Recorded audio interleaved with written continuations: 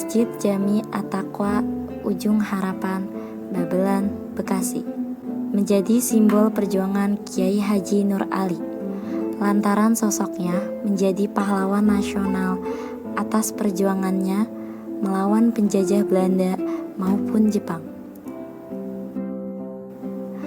Beliau juga tersohor sebagai seorang mubalik dengan julukan Singa Karawang Bekasi. Assalamualaikum warahmatullahi wabarakatuh. Alhamdulillah, wassalatu wassalamu ala Rasulillah Muhammad ibn Abdullah. Perkenalkan, nama saya Haji Mirwan Nijan, MPD. Saya adalah Sekretaris Dewan Masjid At-Taqwa Bekasi. Ini masjidnya.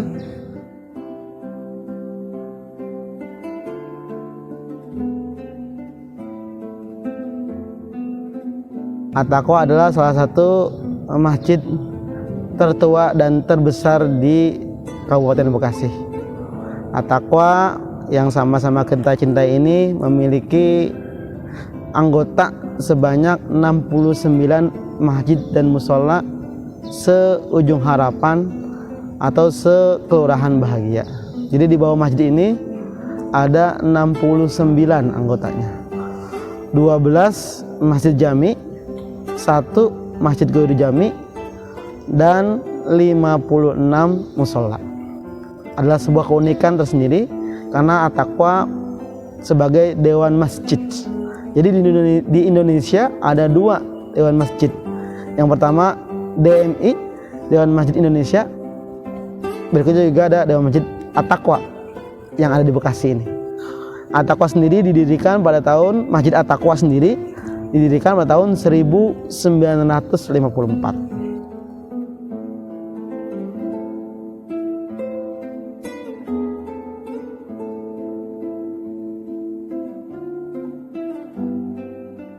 Setelah sebelumnya pada tahun 1940 Al-Maghfurlah Kiai Haji Nur Ali berpulang dari studinya di kota Mekah memimpin pergerakan dan perjuangan di Bekasi. Dan salah satu tempat daripada pergerakannya adalah Masjid Jami At-Taqwa ini. Di At-Taqwa ini dikenal juga sebagai perkampungan surga. Itu cita-cita besar daripada Al-Maghfurlah Kiai Nur Ali.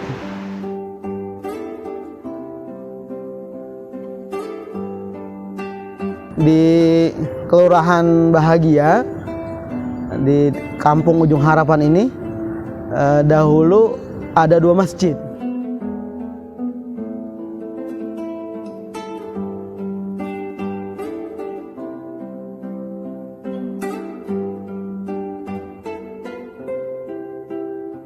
Maaf, di sebelah utara Masjid Al-Baqiratus Shalihat, sekarang di sebelah selatan Masjid An-Nur.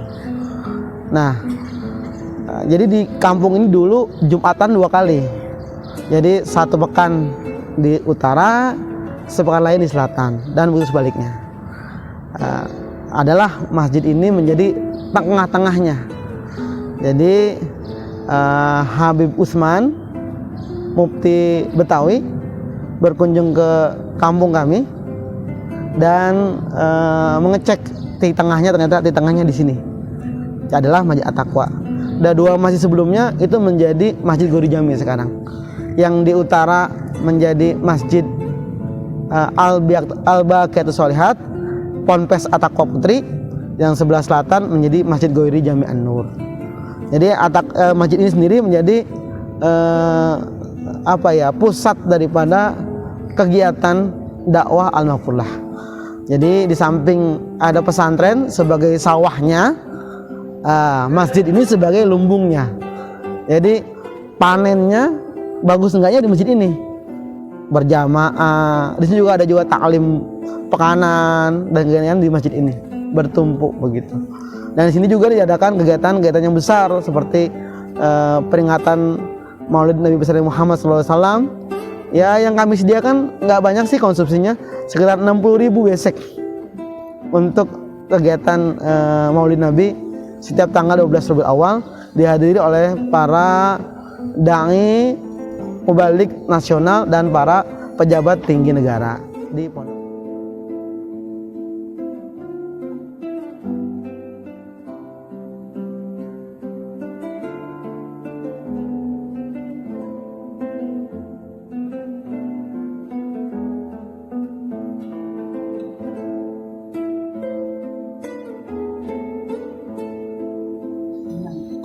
Jadi Al-Maghfurullah Nur Ali 1940 beliau pulang dari kota Mekah. Terus juga sebelumnya beliau mendirikan pesantren bersama-sama dengan kolegnya, mendirikan pesantren Bahagia yang ada di dekat komplek Kodim Bekasi. Setelah fase kemerdekaan, setelah Masyumi setelah fase kemerdekaan, beliau memfokuskan kegiatan kembali ke kampung, ke Ujung Harapan ini. Jadi dan didirikanlah At-Taqwa. At-Taqwa sendiri berdiri tahun 1956 di akte notarisnya. Masjid ini 1954.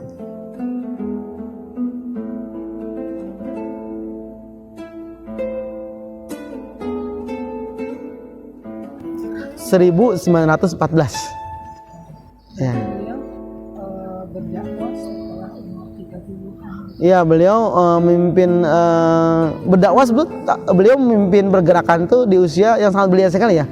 Beliau pulang dari Mekah itu 1940. Sudah membuat pengajian di kampung-kampung.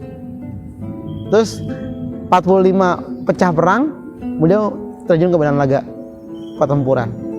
Dan cukup banyak sekali referensi sehingga beliau dianggap menjadi pahlawan nasional pada tahun 2006 oleh Presiden Susilo Bambang Yudhoyono.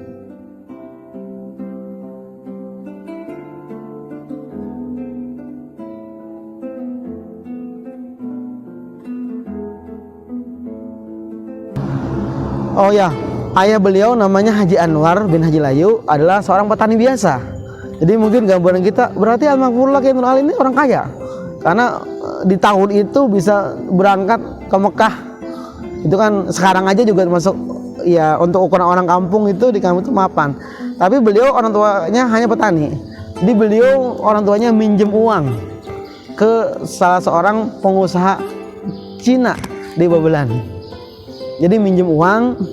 Nah, Nur Ali kecil, Nur Ali muda berangkat ke Mekah dengan uang pinjaman.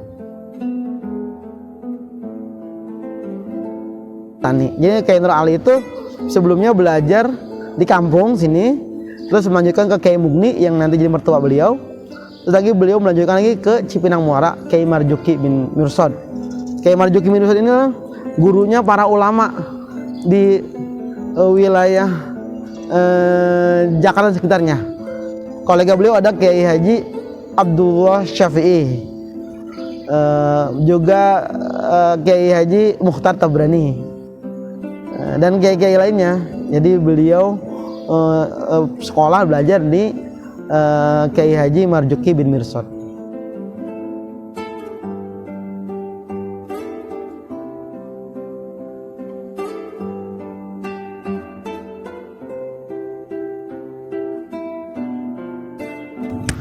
Jadi beliau ini memang unik ya, dari masih kecil beliau sudah punya mimpi mendirikan perkampungan surga. Yang mana pada zaman itu tidak ada internet, tidak ada, dan kampungnya terisolasi ya. Ini dulu namanya kampungnya Ujung Malang. Jadi Ujung Malang itu artinya karena ini di ujung dan terpisah aksesnya dari kampung-kampung. Walaupun dari Muara, dari Wates, kalau mau ke Bekasi transit dulu di Ujung Harapan, di Ujung Malang, namanya Ujung Malang dulu. Sebelum nanti berubah oleh Pak Adam Malik, dirubah menjadi Ujung Harapan. Jadi memang beliau dari kecil sudah punya mimpi mendirikan perkampungan surga. Sebuah mimpi yang luar biasa besar untuk anak muda yang tinggal di kampung. Jadi tinggal di kampung tapi punya visi besar.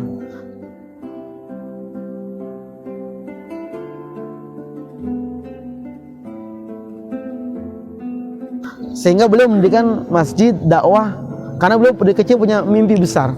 Ini mendirikan kampung ini menjadi kampungnya kampung surga.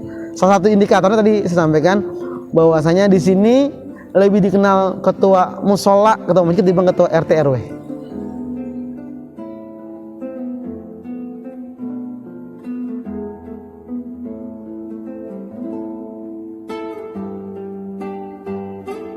Kampungan Surga sendiri dimaknai sebagai sebuah kampung yang mana masyarakatnya memahami ajaran Islam secara kafah dan syumul, yang mana Islam dijunjung tinggi. Ya, disinilah tadi salah satu indikatornya adalah setiap wilayah itu diikat, jadi simbol-simbolnya adalah masjid dan musola. Yang kedua, banyaknya pengajian-pengajian, banyaknya kajian keislaman. Yang ketiga, adanya unit-unit pendidikan. Mungkin di sedikit daerah di Indonesia, sedikit daerah ya, yang mana sekolah negeri dan sekolah swasta lebih besar swastanya. Dalam artian bukan swasta elit ya Bu, hadirin sekalian, swasta yang memang menjangkau seluruh lapisan. Jadi ada yang kelas bawah, menengah dan atas. Dan disinilah di Ujung Harapan ini.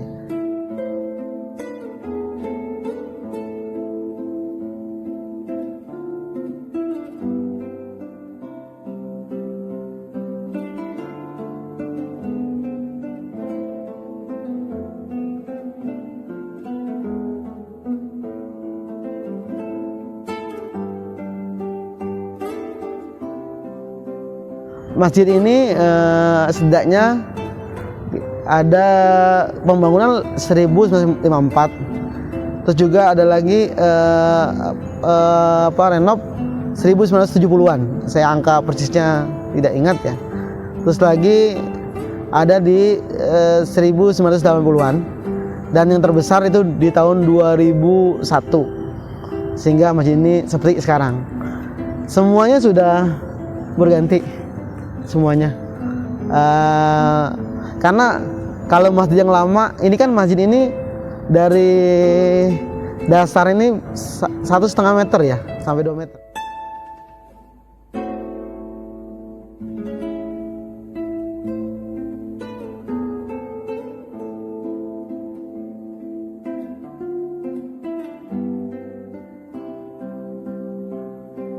Masjid ini sendiri memang beragam kegiatan untuk mengajak masyarakat mencintai masjid ini.